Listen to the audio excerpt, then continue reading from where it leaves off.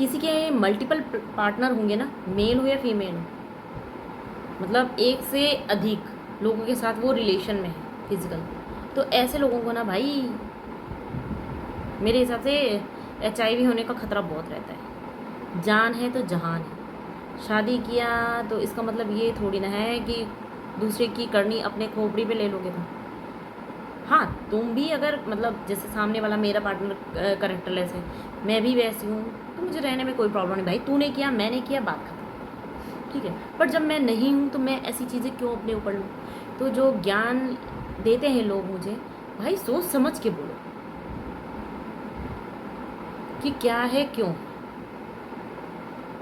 और मैं अपनी लाइफ में बहुत खुश हूँ प्रेजेंट टाइम में, बहुत। तो मैं वापस से अपनी वो नरक वाली ज़िंदगी नहीं चाहती। और मैं आपको दिखाती भी हूँ, आप देखना। मैं अपनी पहले की फ़ोटो दिखाती हूँ और इस टाइम की भी फ़ोटो दिखाती हूँ, आप देखिएगा, फिर आप खुद बताइएगा कि पहले वाली शानू और अब वाली शानू में कितना अंतर है। राधे राधे, जय माता की। कैसे हैं आप सब? मैं अच्छी हूँ, आशा करती हूँ आप भी अच्छे होंगे, अपनी अपनी फैमिली के साथ खुश होंगे। बुरे लोग बस मैं आपसे बहुत दूर हैं। मैं शानू गौर, स्वागत है आप सभी का मेरे ब्लॉग में। और आज मैंने फिर से 2 चुटियाँ की है, और प्लीज़ इसके लिए मुझे कोई बोलना नहीं, क्योंकि आजकल मुझे अच्छा लगता है यार, 2 चोटी मुझे बहुत अच्छी लगती हैं करना। और मैंने खुद की भी की है और इसकी भी की है। ये देखो, एक ही है, एक ही है,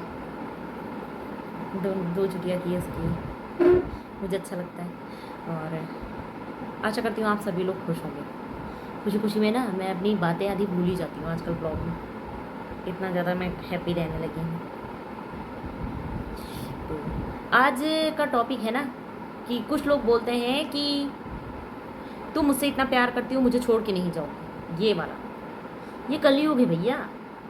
यहाँ पे कोई भी किसी को भी किसी भी टाइम छोड़ सकता है। वो सुना नहीं है, बाप बड़ा ना भैया, सबसे बड़ा रुपया। तो कोई तुम्हें अगर इस लेवल का प्यार करता है ना कि तुम्हें इतना दिमाग में गारंटी है कि मैं कुछ भी कर लूँ, ये मेरे को छोड़ के नहीं जाएगा या नहीं जाएगी, संभाल के रखो ऐसे लोगों को। ऐसे लोग बहुत किस्मत से मिलते हैं, पता नहीं कितने जन्मों का पुण्य लग जाता है तब जाके ऐसे लोग मिलते हैं। नहीं, आजकल तो इस्तेमाल करने वाले मिलते हैं, धोखेबाज, चीटर।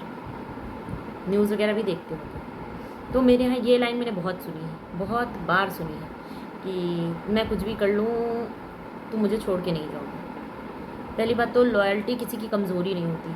अगर सच्चा पार्टनर आपको मिला है तो उसकी कदर करो। जब तुमको 1000 मिल सकते हैं तो सामने वालों को तो बहुत मिल सकते हैं। औरतों के पास ऑप्शन की कमी नहीं होती, आदमी को तो फंसाने पड़ते हैं। पर कोई अगर घर में इज्जत संभाल के बैठा है ना तो उस चीज़ की कदर करनी चाहिए। पहली बार ये लाइन मुझे बहुत सुनने को मिली है, बार बार सुनने को मिली है कि नहीं, मैं कुछ भी कर लूँ तो मुझे छोड़ के नहीं जाओगे। और इस चक्कर में ना मेरे 20 साल बर्बाद हो गए, और सच में मैं उस व्यक्ति को छोड़ नहीं पा रही थी। पर अभी मैंने मन बना लिया है कि भाई मेरे को इन सब चीज़ों से निकलना है। सामने वाले को एक लाइफ मिली है तो वो अय्याशी कर रहा है, तो मुझे भी तो एक लाइफ मिली है ना, मुझे भी तो अपनी ज़िंदगी जीनी है ना, इसलिए।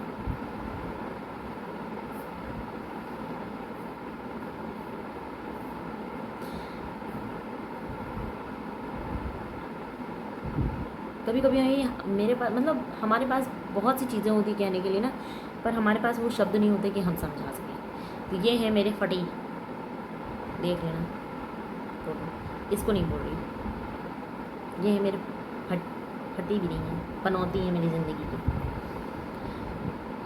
तो इनसे मेरी शादी हुई थी और इनके लिए मैंने पोस्ट करना भी बंद कर दिया था, और इनके मुँह से मैंने ये लाइन बहुत सुनी है कि मैं कुछ भी कर लूँ तुम मुझे छोड़ के नहीं जाओगी। मतलब इतना व्यक्ति को विश्वास था कि मैं इतनी औरतों के साथ सो भी जाऊँगा ना तभी मेरी बीवी मुझे नहीं छोड़ के जाएगी।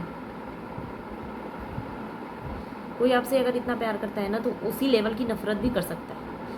बार बार चोट पड़ने पे तो पत्थर भी टूट जाता है, इंसान की तो बात ही छोड़। कोई आपके लिए रो रहा है तो उस चीज़ की कदर करो। दुनिया में लोगों की कमी नहीं रहती है, एक हाथ छूटता है दूसरा कोई पकड़ लेता है, पर लोग ये चीज़ नहीं समझते। जब तक ये पनौती मेरे साथ थे तब तक इन्हें दूसरी दूसरी औरतों का बहुत शौक था, शुरू से ही, मेरी शादी के पहले से भी, बाद मेरे आने के मतलब मेरी इनके साथ शादी हुई उसके बाद भी, और अब भी रह ही रहा होगा व्यक्ति। जब बीबी के साथ रहते हुए भी दूसरी के साथ रह सकता है तो अब तो बीबी है ही नहीं साथ में। अब तो तुम कहीं पे भी घूम खाओ, कुछ समझ में ही नहीं आता, किसी की भी बीबी के साथ सो जाओ, मतलब लेवल अलग है इनका, हम कुछ नहीं कह सकते। अब जब चीज़ें अलग हो गई हैं, पहली बात मैं एक स्क्रीनशॉट लगा रही हूँ, वो देखना इधर। मैंने पहले ही समझाया था इनको कि मत करो। अगर अब की कोई और लड़की आई, औरत आई, तो डाइवोर्स हो जाएगा। मैं उस हद तक लड़ जाऊंगी, क्योंकि बार बार यार कोई भी नहीं बर्दाश्त कर सकता। आप समझो, आपका पार्टनर सामने आ रहा है, वो किसी और के साथ सो के आ रहा है और बताए कि मैं पूरी रात उसके साथ बिना कपड़ों के था, दिल में क्या बीतती होगी कि जो व्यक्ति आपसे सीधे मुंह बात तक नहीं करता है, अगर हाथ में हाथ टच हो गया तो तमाचा एक पड़ जाता है। वो पूरी रात एक औरत को लेके 10,000 रुपये दे के, उस औरत को दे के, तब पूरी रात उसके साथ बिता रहा, पूरी रात। जिसको तुम्हारा एक कॉल नहीं पसंद है, अगर तुम पूछ लो कि हेलो कहाँ हो, कब आओगे, कॉल उठाता भी नहीं है, नहीं था वो। जो लोग सच में किसी से प्यार करते हैं ना, वो ये बात मेरी समझेंगे। कभी इमेजिन करके देखना कि तुम्हारा प्यार किसी और के साथ रह रहा है एक घर में, इंसान जीते जी मर जाता है।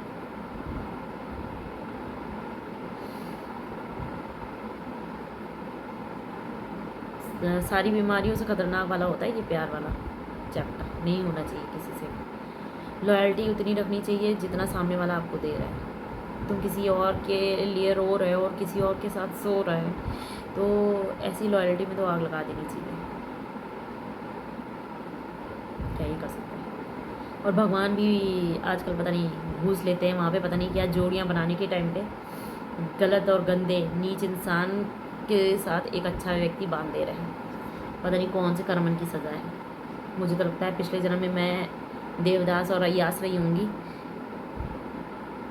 इतनी ये जो औरतें आई हैं ना, इनके ये पिछले जन्म में हाथ भी रहे होंगे। इनकी मेहरिया को मैंने छेड़ा होगा, इसीलिए अब कि ये रविशंकर को छेड़ रहे हैं।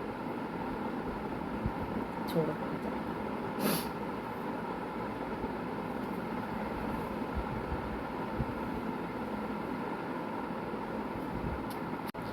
मेरे वार्निंग देने के बाद भी ये सज्जन ना भाग गए थे घर से अपनी भाभी के लिए, क्योंकि इनकी भाभी बहुत प्यार करती है। और ये चीज़ ना, ये जो मैं लाइन बोलती हूँ ना, भाभी बहुत प्यार करती है, भाभी बहुत प्यार करती है, ये मैंने इनके मुंह से भी सुना है और भी कई लोगों के मुंह से सुना है जिनको इन्होंने बोला था कि मेरी भाभी मुझे बहुत प्यार करती है। तो इन्होंने बोला था मैं जाऊँगा, तुम्हें जो करना है कर लो जाके। तो देखो, आप किसी भी धोखेबाज व्यक्ति को दूसरे के साथ सोने से नहीं रोक सकते, दूसरे के पास जाने से नहीं रोक सकते हो कभी भी। पर हाँ, उस धोखेबाज व्यक्ति को अपने पास आने से रोक सकते हो। कोई भी इंसान अगर आपका विश्वास तोड़े तो उसको उसी जगह पे छोड़ देना चाहिए। कानूनन लड़ाई होती है, लड़ लो, 2 साल 10 साल 15 साल 20 साल, पूरी ज़िंदगी लड़ लो यार, मेरा कहने का मतलब है। पर ऐसे गंदे व्यक्ति के साथ सोने से क्या फ़ायदा, रहने से क्या फ़ायदा एक घर में। तुम्हें लगता नहीं होगा कि नहीं, मतलब भाई मेरे दिल में बहुत आता है ये चीज़। जब भी मैं उस व्यक्ति का चेहरा देखती हूँ तो मुझे लगता है कि नहीं, ये किसी और के साथ रह के आया है, एक्सेप्ट नहीं कर सकती। और ये वीडियो मेरा उन लोगों के लिए भी है कि देखो, इस व्हाट्सएप वाले मैसेज में देखो, डेट देखो, मैंने लास्ट जब मौका रविशंकर को दिया था ना, जब मैं यूनिट में रिटर्न में लिख के दे के आई थी, सुलहनामा साइन करके आई थी, तभी मैंने उस व्यक्ति को बोल दिया था कि अगर इसके बाद तुम किसी और औरत के संपर्क में आए फिर हमारा तलाक होगा, कोर्ट कचहरी थाना पुलिस सब कुछ होगा, डाइवोर्स होगा। उसके बावजूद अगर व्यक्ति घर से भाग कर जाता है किसी और के लिए, चाकू चलाए, ईंटा चलाए, तो ऐसे व्यक्तियों से दूर रहना चाहिए। रविशंकर ने भागने से पहले घर से मेरी आंख फोड़नी चाहिए थी। गर्दन पे मेरा गर्दन काटने जा रहा था व्यक्ति, चाकू लगा था मुझे, ईंट से ये मेरा ब्लैक हो रखा था पूरा, ये फुट से। अगर उस टाइम पे मेरी आंख फूट जाती तो मेरी ज़िंदगी बर्बाद हो जाती, मैं दुनिया नहीं देख पाती। लॉयल्टी की क्या इतनी बड़ी कीमत होती है कि मैं अगर सच्ची हूँ, सच्चे दिल से रिश्ता निभा रही हूँ, तो इतनी बड़ी सज़ा मुझे मिल जाए, या तो मुझे सजाए मौत मिल जाए, या तो अंधापन मिल जाए पूरी ज़िंदगी। मतलब एक व्यक्ति ने मुझसे शादी करके मुझे कभी भी खुशियाँ नहीं दी। मैं चाहती थी मुझे एक बेटी हो जाए, वो भी नहीं दी, वो भी उसने मेरे से छीन ली।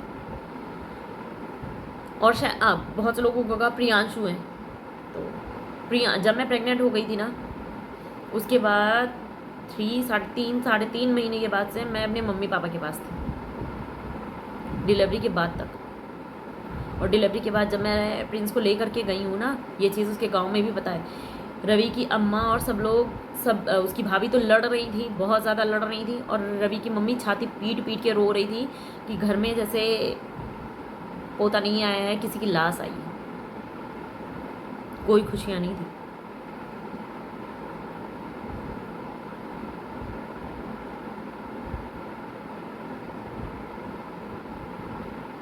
किसी को अगर यार खुश नहीं रख सको तो शादी ही नहीं करनी चाहिए। तुम तो वैसे भी अय्यासी कर रहे थे, अपना जीते। मैंने पहले ही वार्निंग दी थी, फिर अब वापस आने का क्या मतलब बनता है? क्यों आना चाहता है कोई?